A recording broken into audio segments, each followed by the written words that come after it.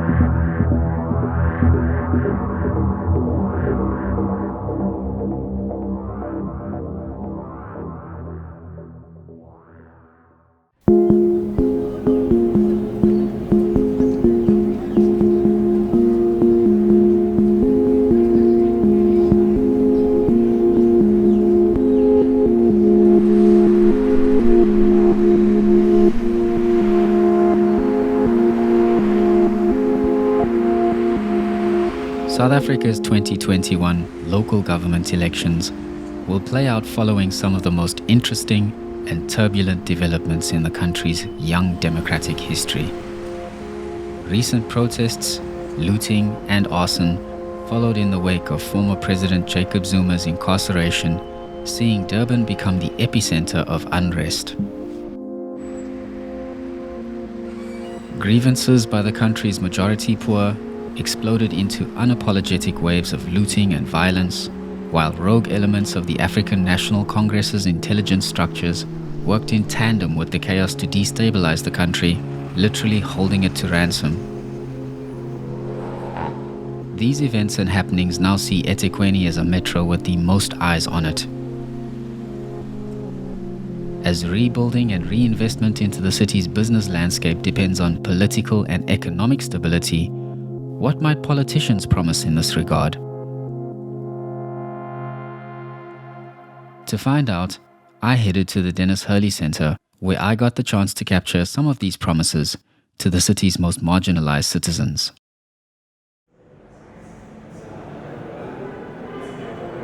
I don't have a community, like I said, which is Phoenix, which is very densely populated. And over the last 10, 20 years, we've seen in this particular community how homelessness has become a growing reality. And that is for a variety of reasons. That can be marked down to issues like overcrowding, substance abuse, and various other issues which are plaguing society not only in Phoenix, but also around our country. And so it's going to be very interesting sitting here and listening to some of the organizations here today, because I got first-hand experience about how reckless this municipality has been, and how, unfortunate some of the decisions that have been taken in a community like Eco have been, that have affected your lives. And so I'm not here to sugarcoat anything. I'm not going to be here to tell you that the Democratic Alliance, even though it's factual, runs the top 5 best municipalities in this country. But primarily, the business of politicians should be taking care of all citizens, ensuring that everybody, regardless of who you voted for, whether you voted for us or not, the fact that we did get a mandate from citizens means we need to represent the needs of all people. Here in 128, we've created more than 5,000 jobs over the past 5 years. And there's no way we can close down a municipality office after election. That's just Because there are municipal staff people there who are working, who are going to be selling for you those computers. That's not going to happen. So it's not a dictionary tool. The plan we've been working on during the past 5 years. Having identified. As a non-South African who has chosen to live here and been living here for 12 years, I am always nervous about making general comments about the South African psyche, the South African character, while at the same time, I guess, feel that I have some kind of privileged position of being an insider-outsider. So enough of an insider for having lived here, but enough of an outsider to still have some perspective. One of the things which really strikes me about South Africa, in contrast to other countries in which I've lived, is that there is a prevailing culture of impunity in the society. Where does that come from? If you think back pre-94, there were effectively two groups of people who both had a reason to disregard the law. You had people who were white and privileged, and they could disregard the law because the law didn't really apply to them. They could murder their gardener and nothing would happen to them because it would just get overlooked. And then you had people who were not white and privileged, and most of the laws were unjust, and most of the laws were designed to oppress them, and certainly didn't deserve the dignity of being called laws. And so, quite rightly, many people felt that they were laws not to be observed because they shouldn't be. So you had, for different reasons, the whole of society regarding the rule of law as something which didn't really apply to them. That didn't change overnight in 1994. The laws changed. A lot of the laws changed for the better, not all of them. We've still got a lot of laws left over from pre-94. But the culture of impunity stayed in place. And then what happens? We have a TRC process which did a lot of good, but also formalized impunity. That was one of the deals of the TRC. We will not punish you in return for truth. Sometimes the truth came out, sometimes it didn't, but nobody got punished. And now you have a system where the impunity is not about colour, but it's about class. And the perfect example of that is drink driving. I have never lived in a country in which people are so cavalier about drink driving. Drink driving results in you potentially killing yourself and killing other people. And yet the view in this country is, oh well, if I can pay a bribe, I get away with it. That is an extraordinarily, I don't want to say relaxed, or a complacent view of the role. The role of the law isn't to oppress me. The role of the law is to enable all of us to live safely and peacefully with each other. And of course that means we all are subject to some degree of restraint. That's why I can't drive a car without a driving license. Not because the law wants to oppress me, because it keeps me safe and it keeps other people safe. And yet the view of the law in this country is that most of the laws are there to be ignored, and therefore what counts is what you can get away with. Essentially what we have, Desiree, is that we can even break this, that Ace Magashule will not be apologizing to the African National Congress anytime soon. It's unfortunate that our province, we are exposed to violence again. It's easy to kill someone because you get away with murder and there is no arrest. Reflecting on the heinous crimes the Inkabi has committed, he is clear that getting caught is not of the slightest concern for hitmen like him. It's not easy to serve amaphoyisa ngoba usuke usebenzela amadoda anemali. The most in South Africa is not put in the jail for petty money. It's deeply troubling. It means that might is right and murder holds sway.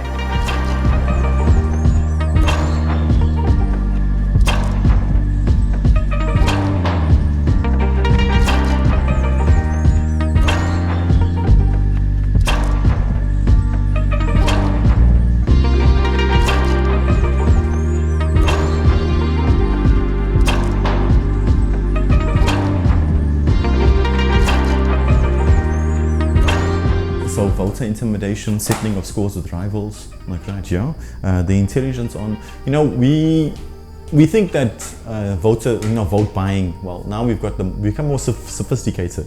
It's more vote buying, like that, okay. Yeah. From a patronage, but we've looked at the rise of the taxi industry. We've looked at the rise of the construction, the forums, the construction mafia. Yeah, the like construction rackets. Rackets, like right, yeah. We've seen it at the intimidation at many of the municipal government offices, for between the exclusion of Indians and whites from auctions of municipal vehicles. It's direct, call it what it is.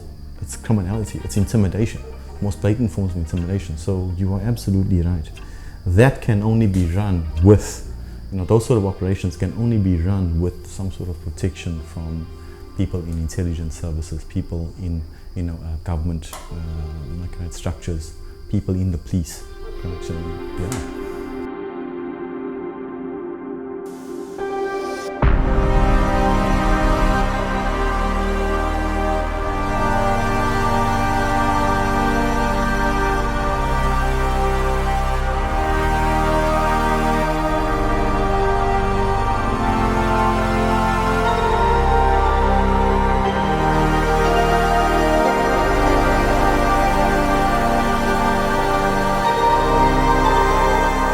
What the unrest did, it demarcated very clearly the positions of the various sides. I don't know if you've seen the posters, the debacle that took place in Phoenix, last week, and it painted these are the stakes that the positions that the different parties have staked out, using the posters and the recent unrest, which I think is one and the same thing. The smaller the opposition parties, DA, let's be clear, it's more of the same fight back strategy. It's more like, we'll try and capture the Indian, which is the most important minority in the particular municipality, and larger parts of KZN as well. So that's become very clear. The DA and the other opposition parties are going to use it as a more race-based reading of the situation. I do want to go to one of these issues of race, because it was pretty much a non-event to me and probably to the people of that neighborhood as well. But these posters in Phoenix became the biggest story in South Africa for 3 weeks. What with the benefit now of hindsight and some water having gone under the bridge, what do you think went on there? And what do you think that really was about? And do you feel as the DA that you guys score some own goals sometimes unnecessarily? Or do you feel this was a mountain made out of a molehill? I think it was a mountain made out of a molehill. I will accept that perhaps there was no foregrounding of the message. But let me be very clear, and I've been very clear right from the beginning, that when government retreated during those July riots, whether it was in Joburg or in KwaZulu-Natal, it was ordinary citizens that stepped up and stepped in to protect their neighborhoods, to ensure that people's businesses were protected, to ensure their families were protected. And those people are heroes. Whereas if you look at in the ANC, the unrest in the ANC and subsequently what's happening, the killings of different people associated with different factions within different wards. We've seen last week we've had a massacre of 6 people, revenge killings. It's rumored to be associated with different factions, so infighting within the ANC and the broader ANC-SACP alliance. So I think that's going to be the most interesting dynamic.